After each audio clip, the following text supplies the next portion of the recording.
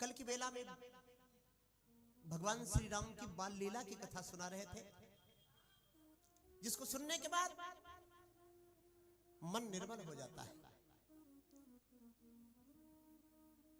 ऐसी बाल लीला के पश्चात प्रभु श्री राम जब बड़े हुए, भय कुमार क्रम बाई क्रम क्रमशः, ये हमारे सनातन धर्म में संस्कार था, ये नियम था।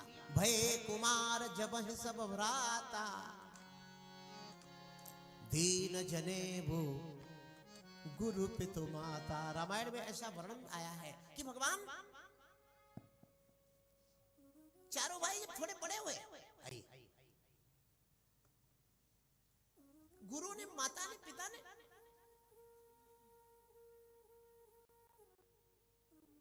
मिलकर के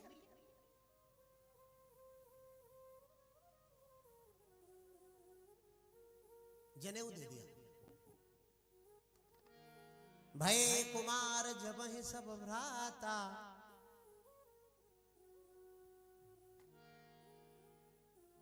तो दीन जनेऊ गुरु पितु माता। गुरु ने, माता ने, पिता ने मिलकर जनेऊ पहना दिया।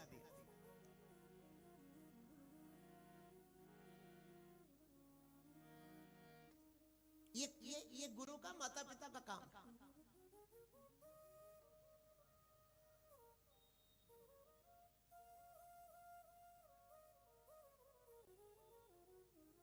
भगवान विद्याध्ययन के लिए गए,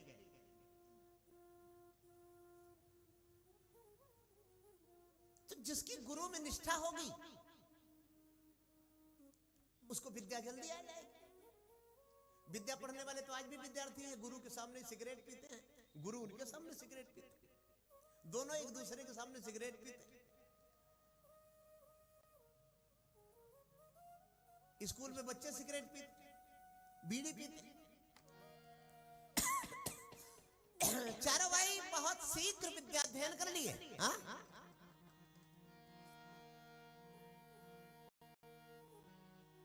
गुरु ग्रह पढ़न गए रघुराई।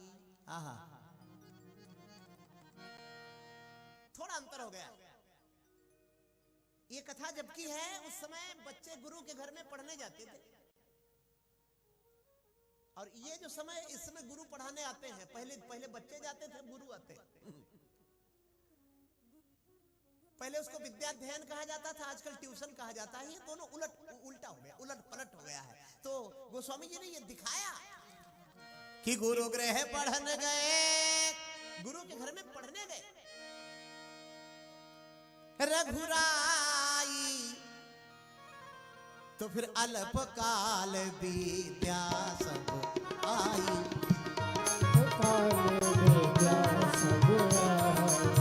अल्प काल विद्या सब आई, अल्प काल विद्या सब आई। गुरु ग्रह पढ़न गए रघुराई, गुरु ग्रह पढ़न गए रघुराई, गुरु ग्रह पढ़न गए रघुराई, गुरु ग्रह पढ़न गए रघुराई। कहीं तो मैंने देखा है शादी के लिए पढ़ाते हैं। कुछ उत्तर प्रदेश के जिलों में मैंने देखा, बोले महाराज किसी तरह नकल उकल करके 10वीं 12वीं पढ़ ले, ताकि शादी वादी वाले आवे तो शादी न रुके। तो शिक्षा तो समाज के उत्थान के लिए है। जहां शिक्षा नहीं है, सारी विकृति, सारी बुराई, सारा पिछड़ापन अशिक्षा में ही है। चाहे जहां भी देख लीजिए, तो हमारे यहाँ सबसे पहले शिक्षा पर जोर दिया जाता था, और शिक्षा में हम सबसे आगे थे। भारत को विश्व गुरु इसीलिए कहा जाता था कि ये शिक्षा में सबसे आगे था। विदेशों के बच्चे, बाहर देशों के बच्चे हमारे यहाँ पढ़ने आते थे, चाहे वो नालंदा विश्वविद्यालय हो, चाहे कोई विश्वविद्यालय हो। और आजकल हमारे यहाँ के बच्चे बाहर पढ़ने जाते हैं।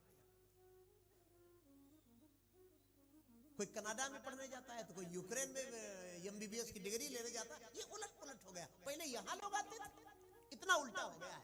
पहले गुरु के घर में बच्चा पढ़ने जाता था, अब गुरु पढ़ाने आते हैं। और पहले बाहर से हमारे यहाँ लोग पढ़ने आते थे, अब यहाँ से बाहर लोग पढ़ने जाते हैं। तो ये सब परिवर्तन क्यों हुआ, कैसे हुआ, ये बड़ा विषय है, लंबा विषय है। भगवान श्री राम ने चारों भाई ने विद्या अध्ययन किया, अल्पकाल जल्दी विद्या प्राप्त हुई।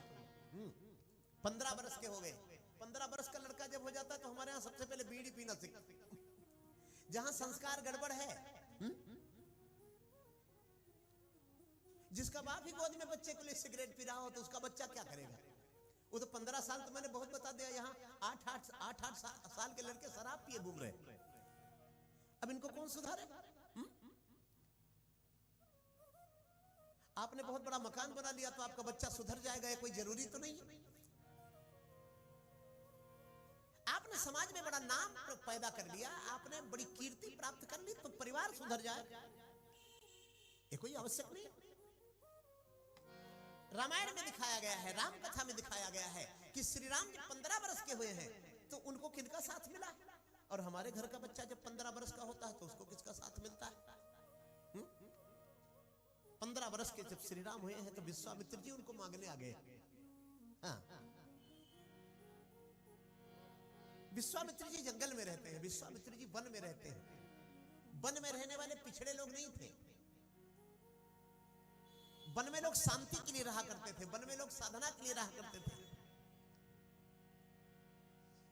आप अपने घर के एक कमरे को वन बना सकते हैं जिसमें आप साधना करें। जहां पर संसार का प्रपंच आपका पीछा न करे वही वन है।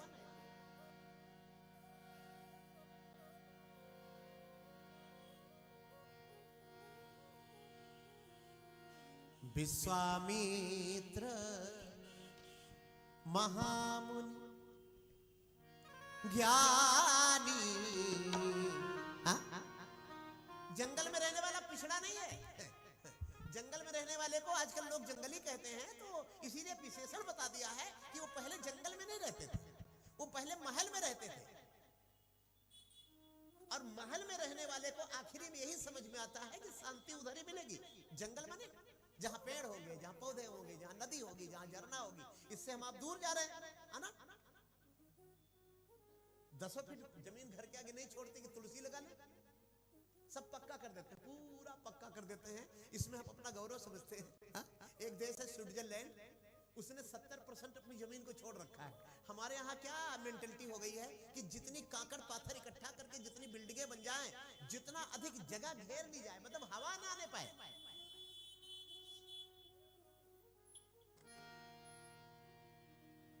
वन में रहने वाला ज्ञानी होता है, वन में रहने वाला त्यागी होता है। 24 घंटे में यदि 12 घंटे हम अपने घर में रहते हैं तो 12 घंटे हमें प्रकृति में रहना चाहिए। वन माने प्रकृति, प्रकृति ही परमात्मा है।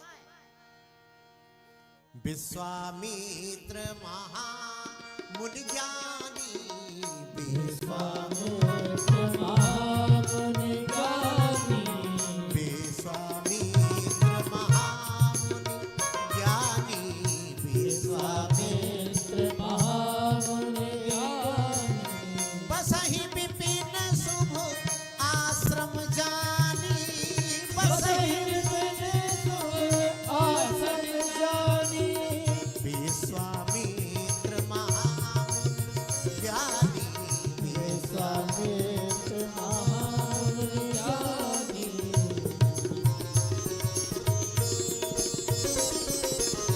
विश्वामित्र महा।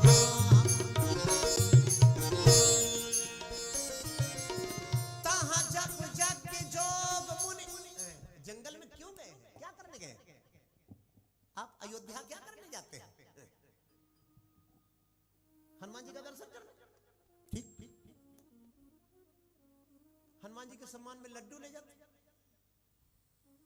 कोई 1 किलो ले जाता, कोई आधा किलो ले जाता।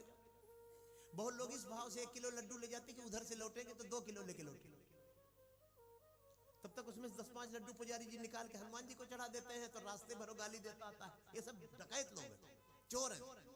बताइए, आधा डिब्बा गिरा लिया और नीचे कह के क्या गए थे, मैं हनुमान जी को लड्डू चढ़ाने जा रहा हूँ, हनुमान जी को प्रसाद चढ़ाने जा रहा हूँ। और उसमें से थोड़ा कम हो गया तो गांव तक पहुंचने तक ये उल्टा सीधा लोग बोलते हैं। तो हनुमान जी को चढ़ाने गए थे कि डबल करने गए थे? जंगल में क्या करने गए? जंगल में जप करने, यज्ञ करने, कथा में क्या करने आते हैं? कथा में कथा सुनने आते हैं। बहुत लोग तो इतने जोर जोर से मोबाइल से बात करते हैं हमारा माइक फेल हो जाए। हाँ जी, बहुत लोग क्या करेंगे कि घर में जितने बच्चे होंगे सबको बटोर के लेके चले आएंगे। ये दादी बहुत ज्यादा करती, दादी को बहू बैठने नहीं देती घर में। ये बड़ी विडंबना। कहां क्या करने हम जा रहे हैं और क्या कर रहे हैं इसका होश नहीं है।